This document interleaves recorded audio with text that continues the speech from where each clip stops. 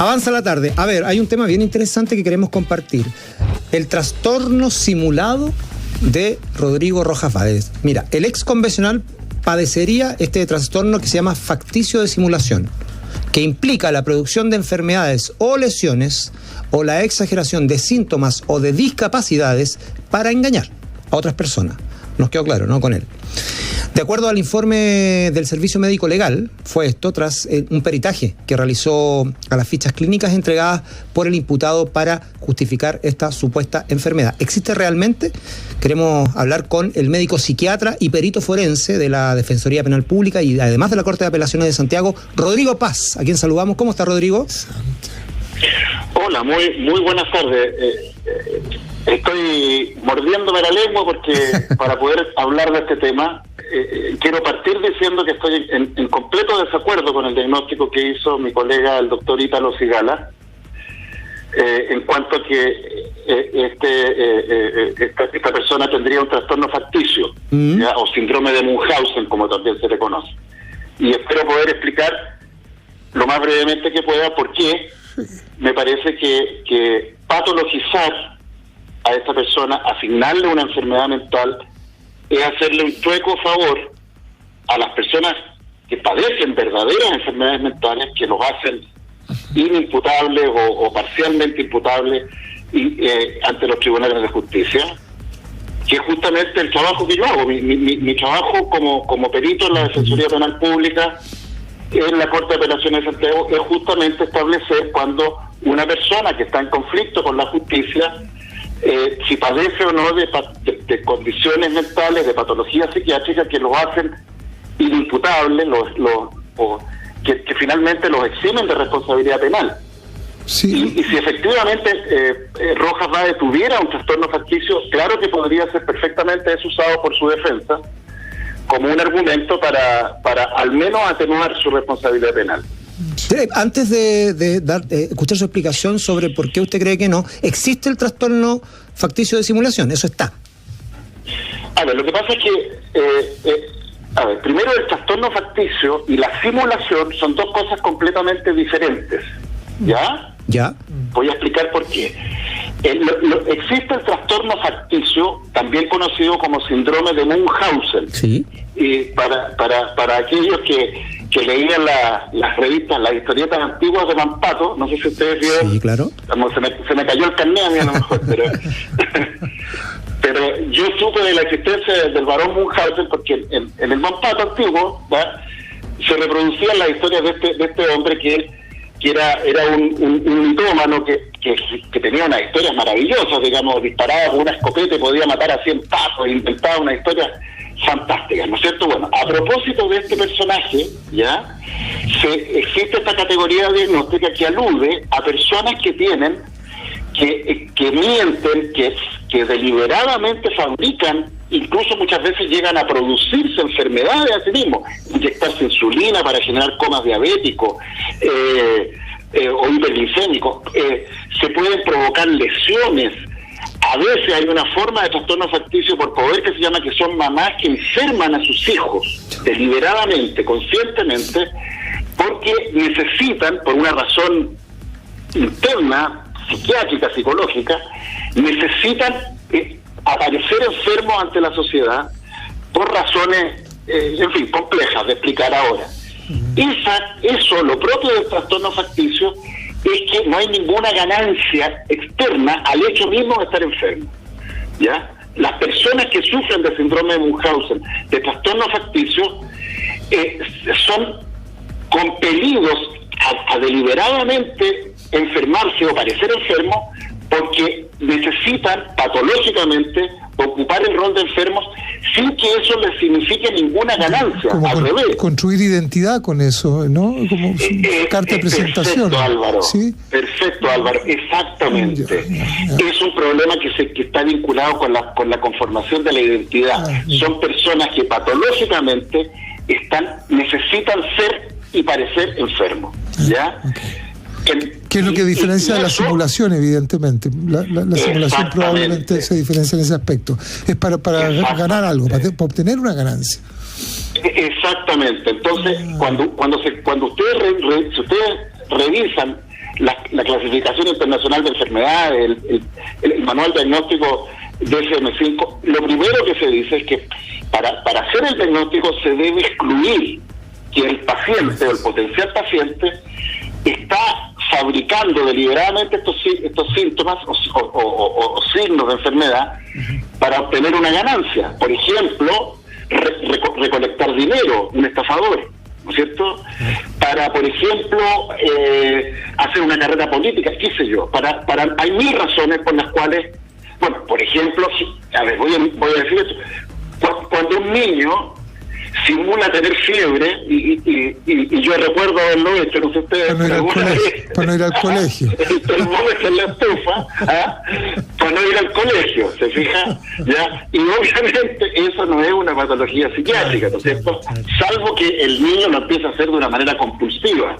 Y ahí entramos en otro terreno, ¿ya? Pero la simulación con objetivos gananciales incluso puede ser hasta adaptativa. Voy a inventar. Supongamos por un momento que estamos en una dictadura, ¿no es cierto?, que nos llama a todos, ¿no es cierto?, a enfilarnos, ¿no es cierto?, y a dar una lucha, una pelea que en la cual no creemos, ¿ya? Y simulamos estar enfermos para no ser reclutados, ¿no es cierto? Sí. Bueno, en ese caso se trata de una simulación adaptativa y que es perfectamente comprensible. En fin, hay muchas circunstancias en las cuales hay conductas de simulación.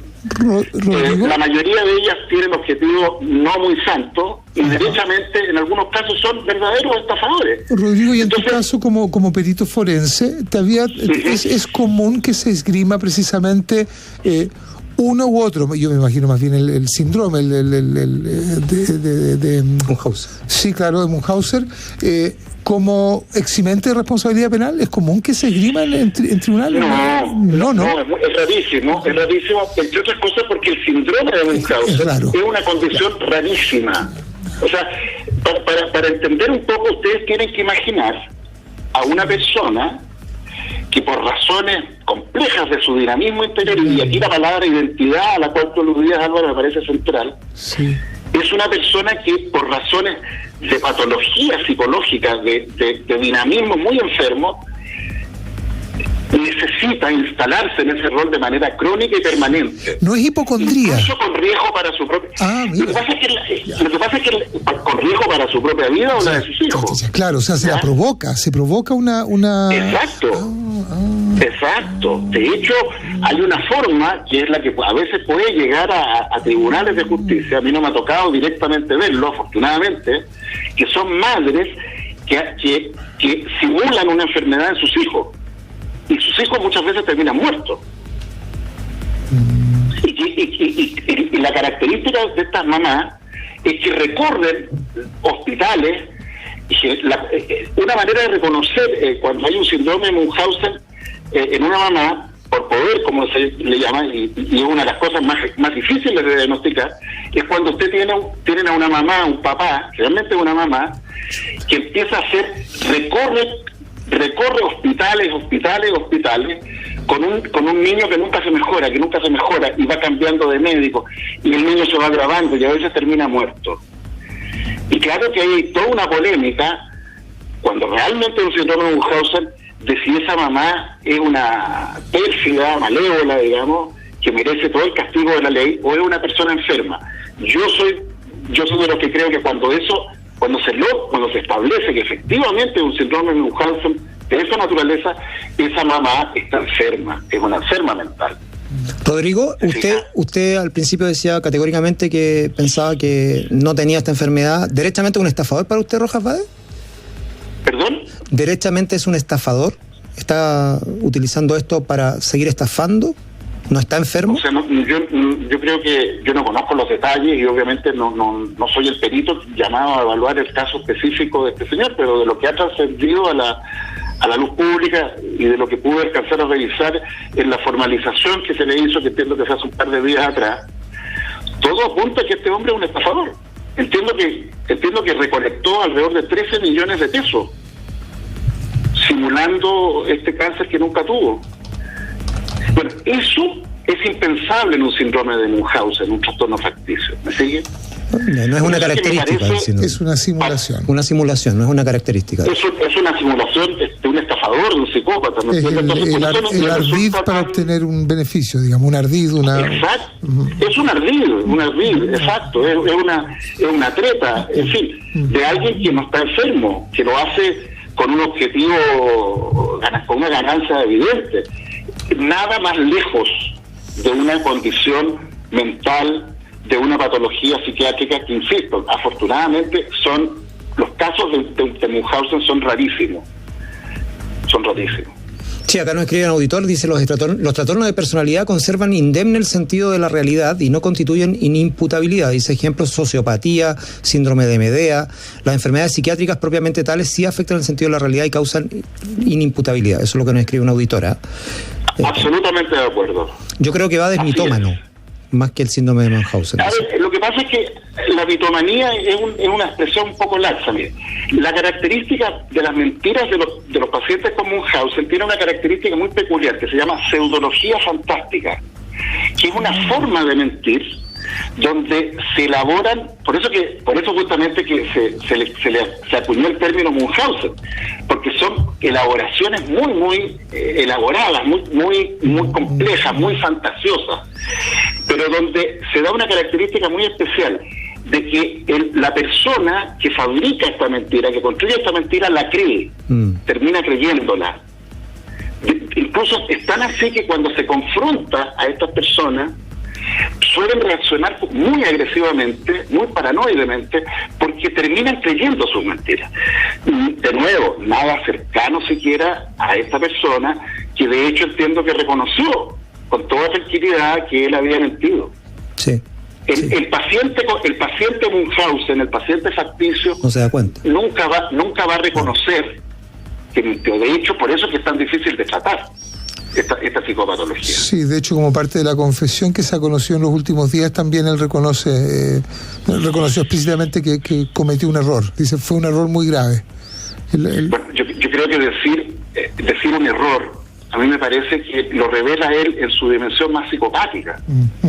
O sea, los psicópatas pueden hacer las cosas más terribles y decir, mire, fue un error. Me equivoqué. ¿Cómo es? No, me equivoqué. O sea, eso no fue un error, fue un horror. Fue algo. Este señor deliberadamente engañó a muchas personas para robarle su dinero. Eso no es un horror, es un horror. Rodrigo, mira, lo que has señalado es lo siguiente, textual: debo señalar que entiendo y lamento todo el dolor que he generado, sobre todo a las personas que tienen o tuvieron cáncer, sus familias, quienes me apoyaron, y todas las personas que se han visto afectadas por haber escondido mi diagnóstico. Fue un error muy grave y estoy pagando las consecuencias. Mostré a todo el país mi situación de salud con un diagnóstico distinto mucho antes de que fuera candidata convencional, y solo se organizó la rifa cuando me quedé sin trabajo. Claro, es que donde yo creo que él muestra su psicopatía, a mi modo de ver, es cuando usa la palabra error. Fue un error muy grave. Claro. No, o sea, yo creo que cuando uno realmente reconoce que actúa mal, usa una palabra que va más allá del error, ¿no es cierto? Absolutamente. Queremos agradecerles, nos pilló el tiempo, Rodrigo Paz, médico psiquiatra y perito forense de la Defensoría Penal Pública y Corte de Apelaciones de Santiago. Muchísimas gracias por estos minutos con el Expreso PM. Gracias, Rodrigo. Gracias a ustedes. Un abrazo. Que estén muy bien. Gracias.